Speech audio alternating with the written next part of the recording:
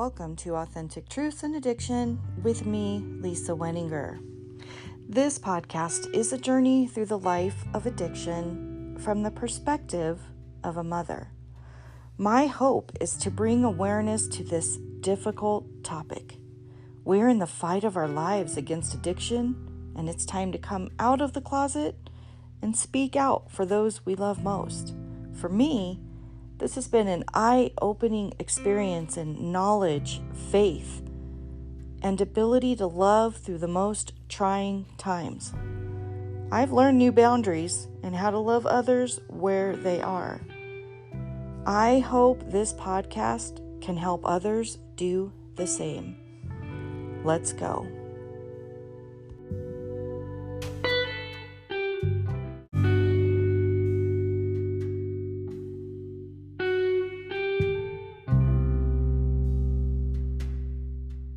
This podcast is usually an audio version of my blog. It was a way for me to share all that I've written over the years in my children's addiction with the world, for anyone who might need it, or maybe just more for myself. But today I'm not reading from a script. There's nothing in my hand that says what I wrote years ago. My blog is something I've been doing for probably about 12 years now, maybe 10, I don't know. But anyhow, I've been writing for quite a long time, and that was a way I could get my blog more out there.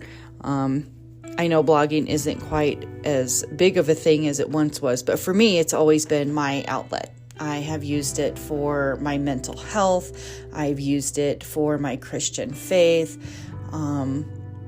For discerning things in life that hit me. And then I began using my blog as part of the addiction journey I was in with the kids. And today is a day where I don't want to go pull something and read it and share it here, because today is the day where I'm struggling. And I thought, I'm just going to come on and do this right here in the moment, right where I'm at. I had a question on a support group that I'm admin for on Facebook.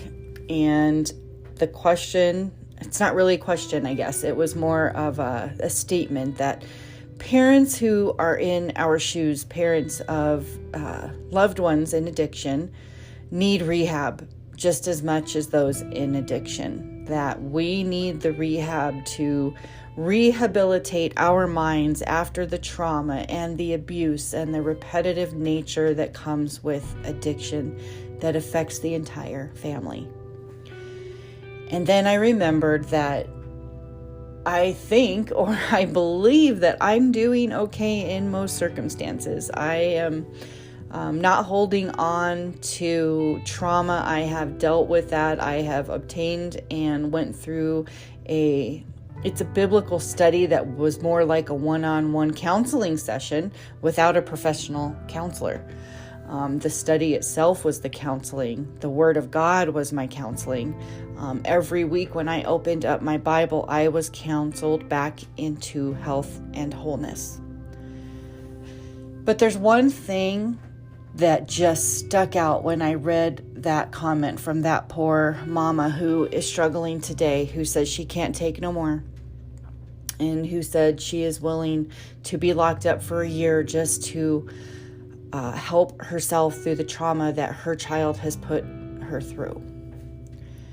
And when I read that, I was reminded of the suicide attempt that I lived through here in my home, in my living room, on my chair, when I found my loved one with bottles surrounding her, pills everywhere. I don't know what those pills were, but that's how I walked in and found her after she texted me at work and sounded not well, sounded like this was definitely going to be a suicide attempt. I had to perform CPR that day. That was the first time I've had to perform life-saving measures on one of my own children. And I was so in shock that there was things I couldn't do. They told me I needed to get her on the floor, and I couldn't move her. I don't know what it was. I had been 6 months post neck surgery. I felt weak, but I don't think it had to do with that. I think my body went into shock. So when the lady on the other line at 911 said, "You need to get her on the floor," I just sat there and I had to tell her, I can't move her. I can't do this. When everything in me wanted to do that, I wanted to help my daughter. And then she said, "Okay, I need you to listen for air and her breathing." And I put my ear down to her mouth, and I was like, it doesn't sound right. There's some kind of weird noise coming from her throat. And she said, "Okay, I'm going to need you to start CPR.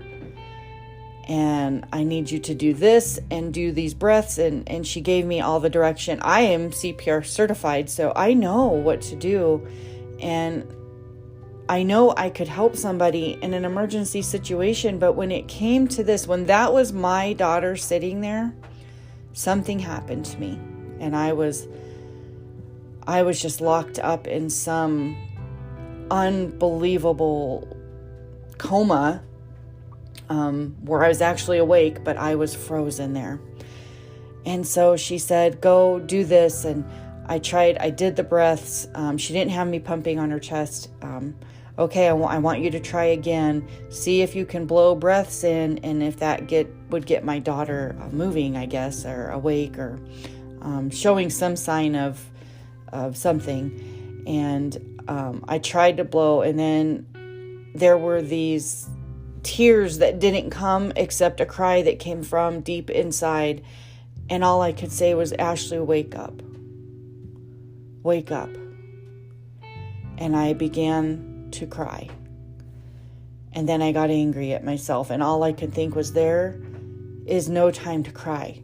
You don't get to feel right now. You need to get her alive. And I began to stroke my daughter's head and her hair. And I just kept saying, "I love you. I love you." I don't know how long it was. And the emergency personnel, they pulled up.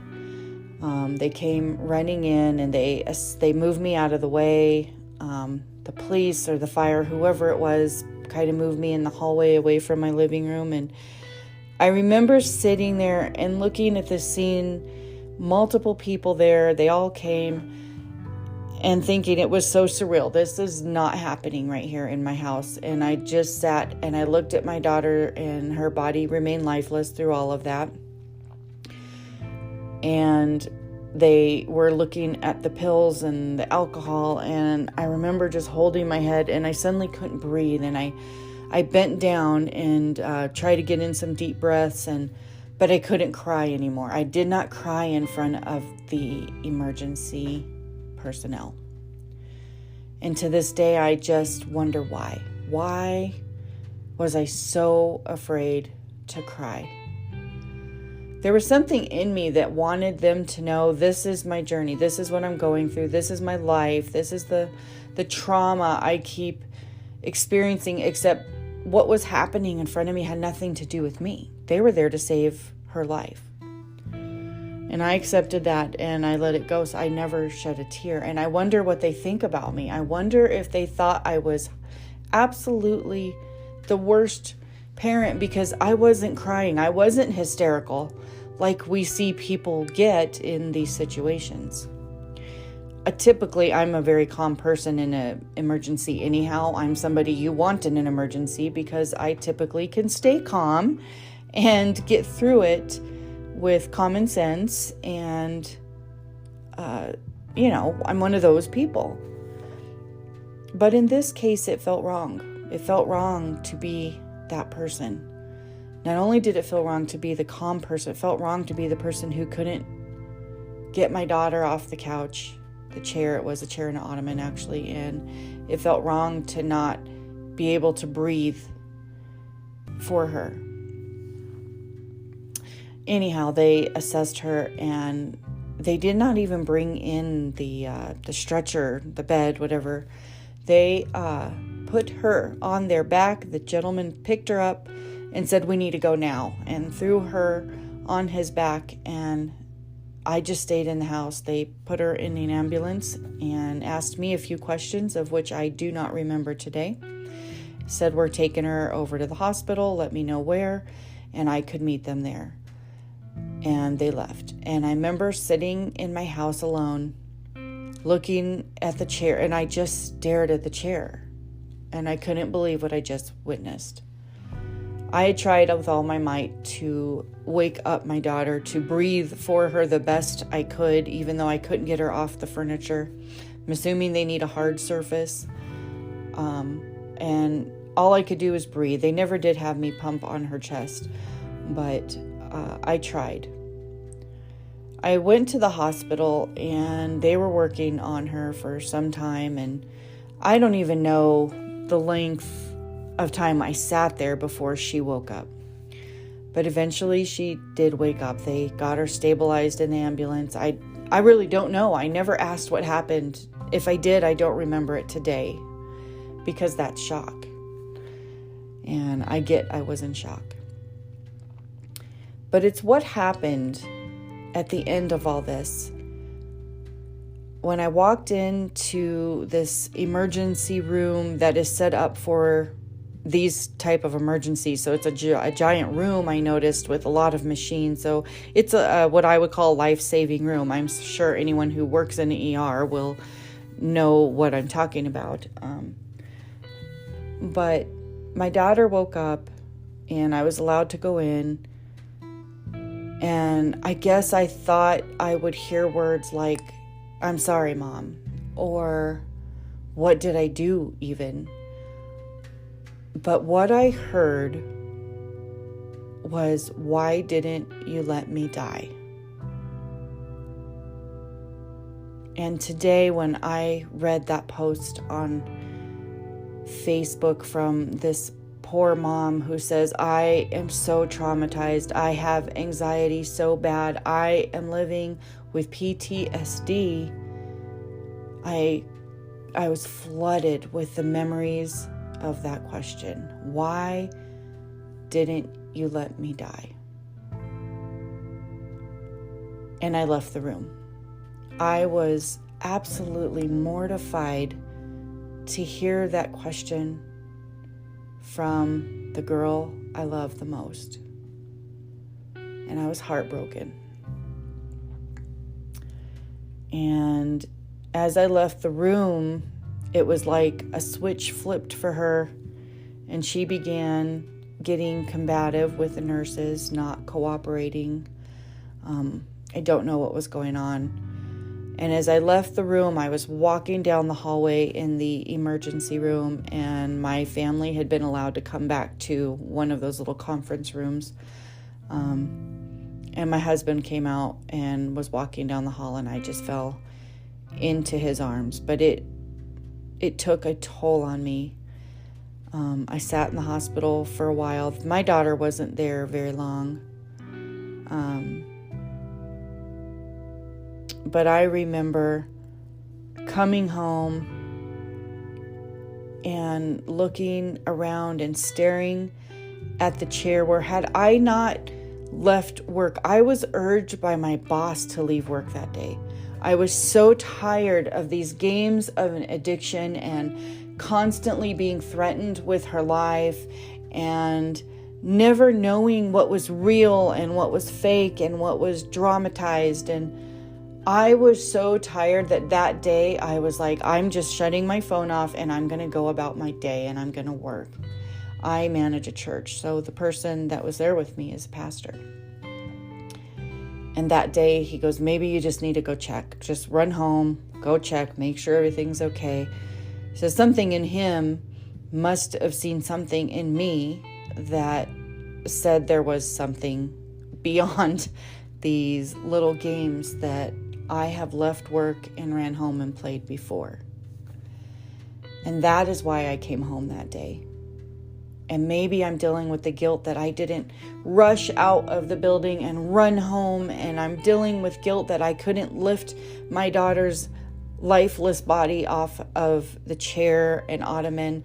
And I'm dealing with the guilt that I began to hyperventilate and couldn't find breath to breathe. But I did eventually breathe. And maybe that's why she's here today. I don't know. But I know I'm not alone. There are parents everywhere dealing with similar situations or worse. They breathed that breath into their children. They breathed that breath into their children. To them, it's their child. Even when they're an adult, they were breathing for them. They had to save their life. There are parents that have Narcan and they are shooting that up in their nose, or however you use Narcan. They're having to save their own child. And they're lost. And they want rehab for a year. They want to disappear. They want to go and lock themselves up just to deal with the trauma of an addiction they don't have. And I guess I don't have anything else on this to say except know that we're out here, that we're struggling, that we know our kids are dying. We know this better than you. We know the statistics. We know the homelessness situation. We know that there's an entire community of people that don't want help. They're too lost in their addiction right now. They don't want treatment. They don't want to fight for their lives right now. They don't want sober living. They will not choose treatment right now. They are choosing their drugs. Their drugs have the control. Their will has been broken. Because if their will was in charge, if their free will to choose was in charge, they would choose life. They would choose treatment. They would choose help. They would choose recovery. But their free will is taken over. The drugs are the ones speaking. Their drugs are the ones making the choices in their brain. It has now been trained to react this way, to want more. Reward, reward, reward. And their mind just follows. It's all a broken mess. And we don't have a choice but to sit here and accept it. There's nothing we can do as parents. People often are blaming the families. Where is the family? Where are they? Why aren't they doing anything? Why aren't they forcing them into treatment? We don't have the power. I have the power to contact the police and say, my daughter is in danger from herself. They now know my daughter well. They know her. They know she's a danger to herself. They know she has an alcohol problem, now combined with additional substances. But they also tell me we can't get her mental health help until she is stable with her substance use. So it's this whirlwind that you're stuck in by association. I've never picked up a drug in my life. I've had very little alcohol in my entire lifetime. I've never smoked a cigarette. I don't care for substances. I don't even like to take an Advil long term. But still, I'm here in this addiction that I didn't sign up for, that I don't want to be in, that my heart won't release me from, because that's my child. That's my child choosing what could ultimately kill her. And for every parent out there, I just want you to know you're not alone. That we're all here. Find a support network. And keep loving your children wherever they're at in this journey. Even when they're still addicted, we still love them. Even when they're now in recovery or in detox or in jail. we still love them through it all. And it's okay. You don't need to apologize for that. It's okay to love your child no matter where they're at.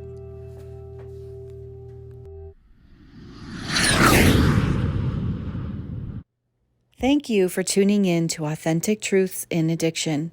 If you enjoyed today's episode, I would be so grateful if you could take a moment to rate and review your experience. I'd also love your feedback. What topics would you like to hear?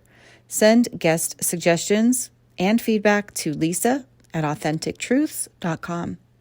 Join me each week on Tuesday and Friday for a new episode, and thank you again for being here today.